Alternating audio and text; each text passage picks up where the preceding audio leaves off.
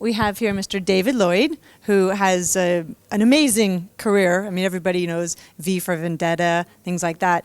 But what is your number one thing that you're kind of promoting here at Magic? It's called Aces Weekly. It's a exclusively digital comic art magazine. We don't use paper at all, no paper. I describe it as putting just great comic art on screen, not on paper. That's what we do. It's, you know, in the 21st century with cyberspace, we can go directly to readers. We can go directly to people right through their computer. What's the point of chopping down all these trees and warehousing and shipping? So my idea is just really to get out to people directly, and that's what I'm trying to do. It's called Aces Weekly, as I said, and you can go to the website and find out more about it. It's www.acesweekly.co.uk, and that's what I'm up to. In fact, that's my entire occupation. I'm not drawing anything anymore. I did the last thing I actually drew as a strip was a story in the first volume. We're up to 21 volumes now. 21st volume starts in a week. So, you know, that's what I'm doing. But I'm very happy to do it, and I'm very passionate about it. Yeah. Because I think, you know, this way, when you cut out all the unnecessary cost, it's better for the reader because they get it at a better price, and it's better for the creator because there's no money going anywhere else apart from back to the creator, and through me as a publishing platform. I'm not a traditional publisher in a sense. All the creators and contributors split the money from subscriptions and sales. So that's it. That's you know, I'm trying to do. I think it's a fantastic idea. You also have a couple books, the Materia Obscura. Materia What's that? Obscura. Yes, that's right. That's been published in Italy and Spain. I don't know whether you have it. It'd be nice if it was in the show. It's a series of short stories, retrospective, because they're all short stories that I've done and I did.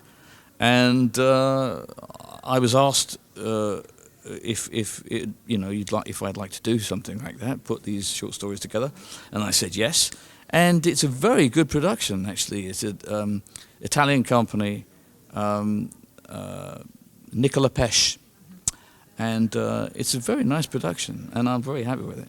Well, being so close with the French people here, we can get it fairly easy. Yes. So right next door. Good. Another thing I found about you, which I thought was very interesting, was this cartoon classroom. Oh, yes. What's that? Oh, cartoon classroom.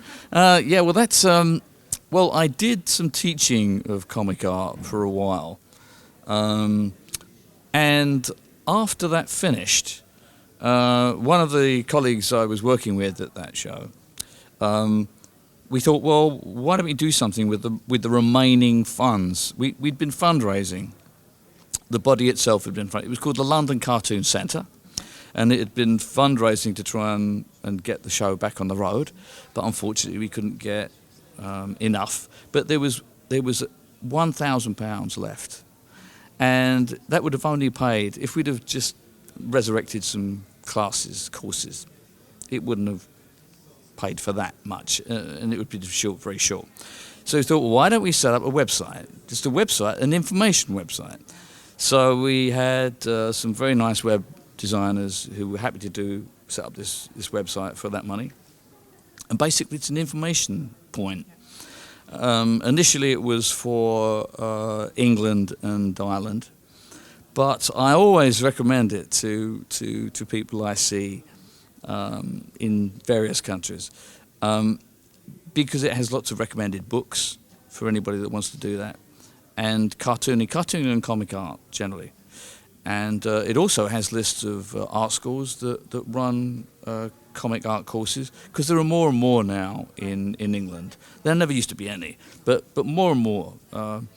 And so it's an information point, and it runs itself, and you know that's a very good use of that money. No, absolutely, I thought it was a very great website as well, because you know I know as I grew up, sometimes you just don't know what to do. You don't know what jobs are out there, and if you have a love of art and this sort of thing, it can help kids, young adults, kind of find the path to get to it. Yeah. Like, how did you find your path into becoming an artist, getting into comic? Well, that's quite a long story. The thing is that I was inspired by a particular strip that I saw when I was about 12 years old. That didn't inspire me to actually want to do it at the time, but I like doing them, and I'm a natural. I have no shame in saying that. I'm a natural. Yes, I think we can all agree. Yeah, well, thank you. I had to learn how to draw very well. So that was a kind of mountain to climb, but you have to do that. You have to be self-critical and be. But in terms of actually creating comic strips and telling stories, it was easy for me. But I just wanted to be a commercial artist. I just wanted to be an illustrator and make money as an artist doing that. So I wasn't, dedicated to being a comic artist, but because I could do it easily and I enjoyed doing it, I enjoyed telling stories to myself. It's so, that's a great thing about if you can do this, because you're your own writer, artist, prop man, everything. You do, and you can. It's like I don't know. It's almost like singing to yourself in a sense. You're just enjoying it. So that's the reason why. I just did it, and I thought, well, I can make money out of this. I can do this, and I enjoy doing it. And it would be a great job. So that's how I ended up doing it. That's it, really. Well, that's excellent. I think you can have inspired a lot of people out there as well. And thank you so much for being at Magic. It was a pleasure meeting you. Well, pleasure meeting you too. Thank you very much. you.